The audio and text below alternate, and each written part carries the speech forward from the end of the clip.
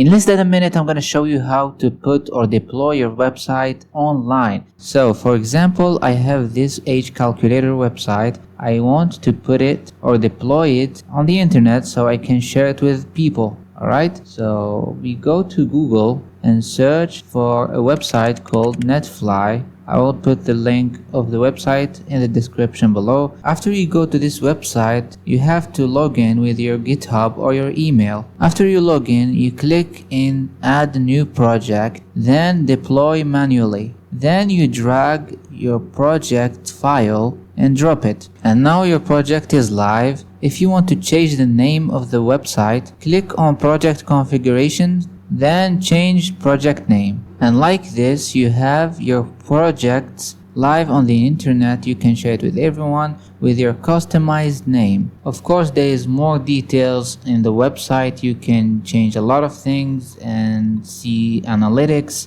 And this is it, guys. See you next time.